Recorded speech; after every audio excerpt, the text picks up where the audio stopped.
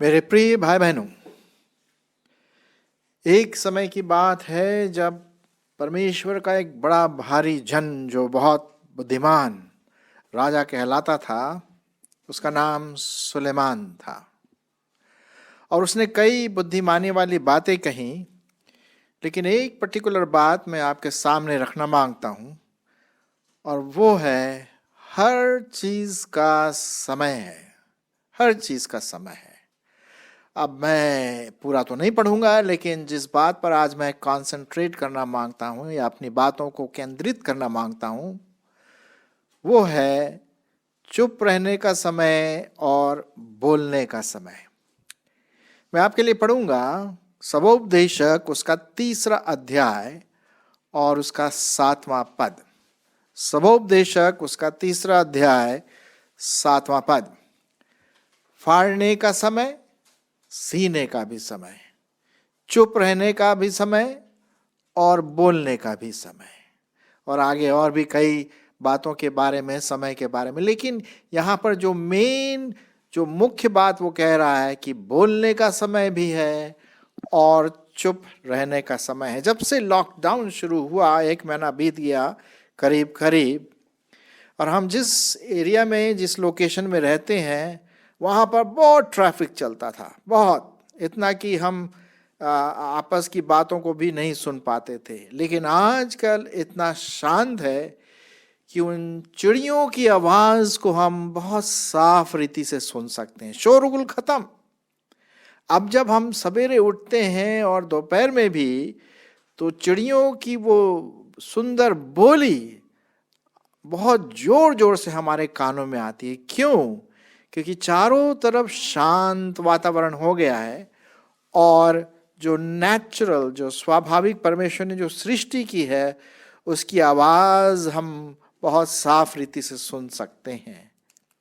हम जो मानव जाति हैं, वो उनको एक गिफ्ट दिया गया है। वो गिफ्ट है बोलने का। अभी मैं आपके सामने क्या कर रहा हूँ? बोल रहा हूँ, है ना? आई एम स्पीकिंग, मैं बोल रहा हूँ। और बोलने के द्वारा हम क्या करते हैं? अपनी बातों को दूसरे तक कम्युनिकेट करते हैं, दूसरों तक पहुंचाते हैं। और हमारी ये जो जीभ है, ये लपलपाती जीभ, ये कभी शांत होने का नाम नहीं लेती है। मेरे साथ भी कई बार हुआ, और शायद आपके साथ भी हुआ, क्योंकि हम बोलना मांगते हैं। अगर हम आपसे कहें कि भाई 1 घंटा आप चुपचाप बैठे रहिए, मुश्किल होगा, है कि नहीं? क्योंकि हमारा ये आदत है बोलते रहना, बोलते रहना, बोलते रहना। अगर कोई बात भी कर रहा तो बीच में हम जरूर बोलेंगे, और बहुत कम हम सुनेंगे। अब लीजिए ना, हम पढ़ते हैं परमेश्वर के वचन में बोलने के बारे में और सुनने के बारे में। बहुत पते की बात यहाँ पर लिखा हुआ है। अब वो पाया जाता है याकूब की पत्री और उसका 1 अध्याय 19 पद। याकूब की पत्री और उसका 1 अध्याय 19 पद। यहाँ पर इस प्रकार से लिखा हुआ है। हालांकि आगे और भी जीभ के बारे में बहुत कुछ लिखा है, लेकिन यहाँ पर इस पद में आप ध्यान दीजिए, लिखा हुआ है, हे मेरे प्रिय भाई बहनों, प्रिय भाइयों, यह बात तुम जान लो, हर एक मनुष्य सुनने के लिए तत्पर और बोलने में धीर और क्रोध में धीमा हो। फिर से पढ़ूंगा मैं आपके लिए और हम सबों के लिए। हे मेरे प्रिय भाइयों, यह बात तुम जान लो कि हर एक मनुष्य सुनने के लिए तत्पर और बोलने में धीमा और क्रोध में धीमा हो। हमें अपनी जीभ को कंट्रोल में लाना, और कभी अनाप शनाप बातें या बिल्कुल वो सब चीज़ों को बिल्कुल बंद करना है। क्योंकि ज़्यादा बोलने से पाप भी बढ़ता है। जी हाँ, ये भी सही बात है। अगर जब हम ज़्यादा बोलने लगते हैं, तो परमेश्वर के वचन में बहुत साफ रीति से ये बात लिखी गई है। मैं आपके लिए पढ़ूंगा। नीति वचन उसका 17 अध्याय, नीति वचन और उसका 17 अध्याय और उसकी 27 और 28 आयत। सुनिए परमेश्वर का वचन क्या कहता है आपसे और मुझसे। यहां पर लिखा हुआ है 27 और 28, जो संभल कर बोलता है वही ज्ञानी ठहरता है, और जिसकी आत्मा शांत रहती है वही समझ वाला पुरुष ठहरता है। मूढ़ भी जब चुप रहता है ना, तब बुद्धिमान गिना जाता है, और जो अपना मुंह बंद रखता है वह समझ वाला गिना जाता है। अगर आप नीति वचन को पढ़िए और भी जगहों पर, तो आपको बहुत इंटरेस्टिंग, बहुत अच्छी तरह से ये बात दिखाई देगा कि नीति वचन जो सुलेमान ने लिखा है वो बोलने के बारे में और चुप रहने के बारे में बहुत कुछ वो कहता है। और ये बहुत ज़रूरी है कि हम इस बात को समझे। हम कितना दिन में बोलते हैं, बोलते रहते हैं, और कभी कभी तो उल्टी सीधी बातें भी बोलते हैं। अगर हम ज़्यादा बात बोलेंगे तो ज़्यादा पाप भी बढ़ेगा। जी हाँ, इसलिए बहुत ज़रूरी है मेरे प्रियो कि हम टाइम ले लें कि अपने आप को शांत करें, अपने मन को शांत रखें, अपने दिमाग को शांत रखें और सोचें कि शांत होने के बाद हम परमेश्वर के बारे में क्या सोचते हैं। अब भजन संहिता उसका 46 अध्याय और 10 पद में बहुत इंपॉर्टेंट पद लिखा हुआ है, और आप जरूर ध्यान दीजिए इसी के संबंध में। भजन संहिता उसका 46 अध्याय और 10 पद, सुनिए क्या लिखा है परमेश्वर के वचन में। यहां इस प्रकार से लिखा हुआ है, चुप हो जाओ और जान लो कि मैं ही परमेश्वर हूं। मैं जातियों में महान हूं, मैं पृथ्वी भर में महान हूं। सेनाओं का यहोवा परमेश्वर हमारे संग है, याकूब का परमेश्वर हमारा ऊंचा गढ़। तो यहां पर जो शब्द आया है चुप हो जाए, इंग्लिश में बड़ा अच्छा शब्द आया है, be still and know I am God. अब यहां पर बी स्टिल या चुप होने का मतलब क्या है? वो ये है कि हमारी कितनी एक्टिविटी होती है दिन में, बहुत एक्टिव रहते हैं। मैं भी मेरी जो टेम्परामेंट है, मेरा जो स्वभाव है, मैं इधर उधर कुछ ना कुछ खटर पटर करना मांगता हूँ, और या फिर कुछ ना कुछ करते रहें, मतलब कहीं एक जगह पर स्थिर नहीं बैठेंगे। अब जैसे लॉकडाउन के समय में बड़ा मुश्किल हो जाता है, जो व्यक्ति बार बार बाहर जाता है उसके लिए घर में बैठना बड़ा मुश्किल हो जाता है। आप भी शायद मेरे समान होंगे, या और भी कई लोग जो बाहर जाना मांगते, कुछ ना कुछ करते रहें। यहाँ पर लिखा हुआ है चुप हो जाओ, शांत हो जाओ, जान लो।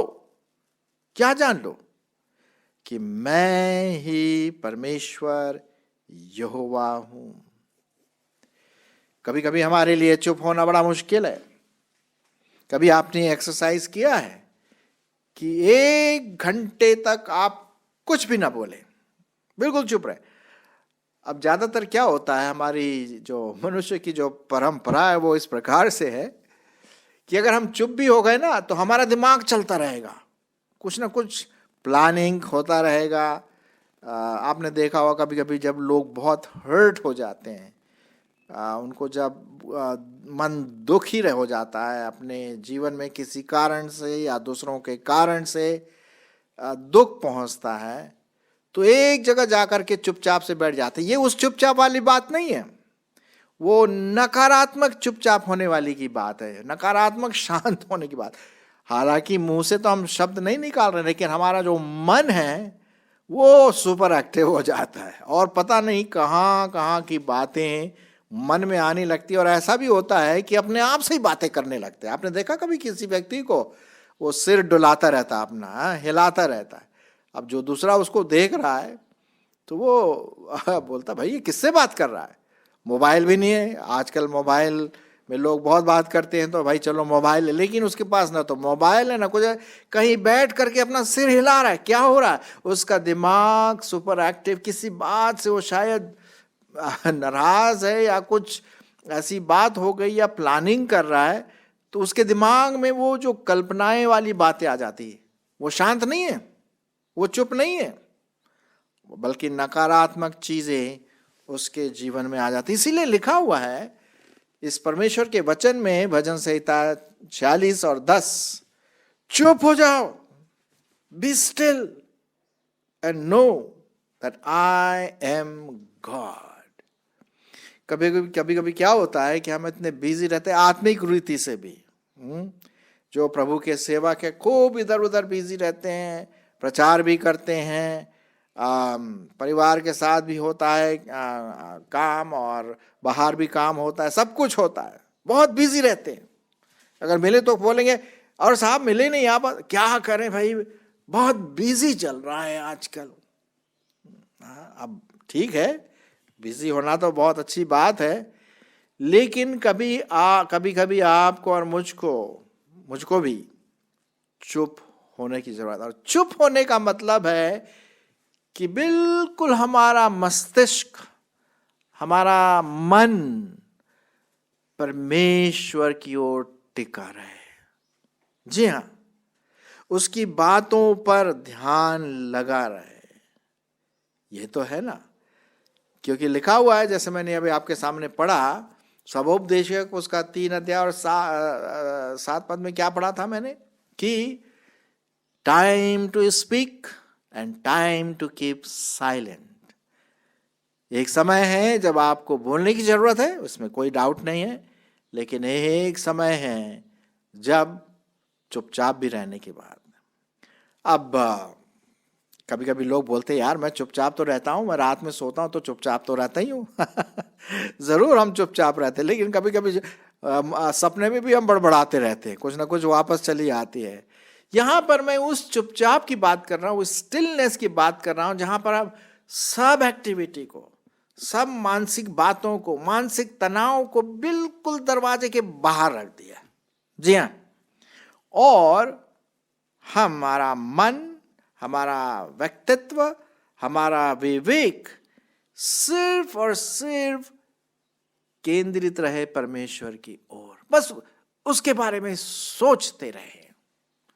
कौन है मेरा परमेश्वर? यहां लिखा हुआ ना, चुप हो जाओ और जान लो कि मैं ही परमेश्वर यहोवा हूं।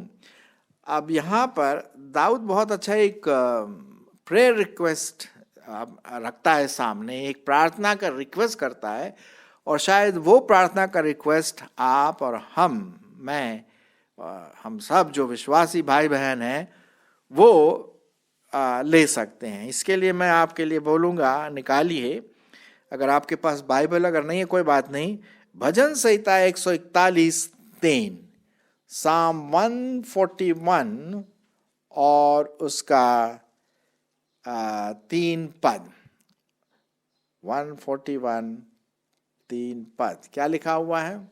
सुनिए क्या लिखा हुआ है यहाँ पर। बहुत इंटरेस्टिंग बात लिखी यहाँ पर, जो मैं आपके लिए पढ़ता हूँ। दूसरे पद से, मेरी प्रार्थना तेरे सामने सुगंध धूप और मेरा हाथ फैलाना संध्या काल का अन्न बलि ठहरे। हे यहोवा, हे यहोवा, मेरे मुख पर पहरा बैठा, मेरे ओंठों के द्वार पर रखवाली कर।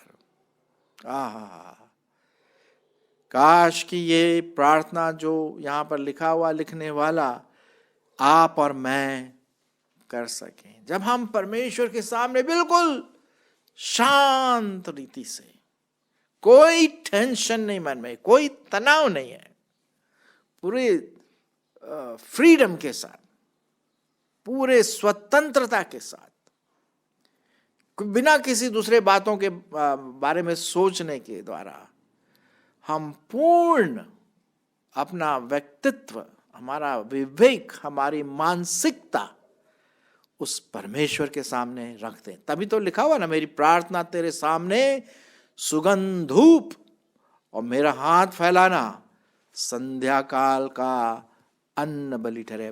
मेरे प्रियो, मेरे भाई बहनों, हम बहुत बिजी हो जाते हैं कभी कभी, इतने बिजी हो जाते हैं कि हम परमेश्वर की उस धीमी आवाज को सुन नहीं पाते। वो परमेश्वर की वो मीठी और स्टिल वॉइस, धीमी आवाज को हम इसलिए नहीं सुन पाते हैं क्योंकि हम बहुत बिजी हैं।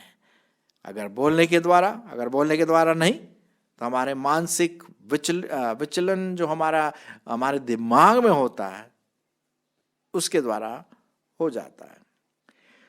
तो ये मैं आपके सामने एक चैलेंज, एक चुनौती आपके सामने आज रखना मांगता हूं कि हम बोलने में धीमा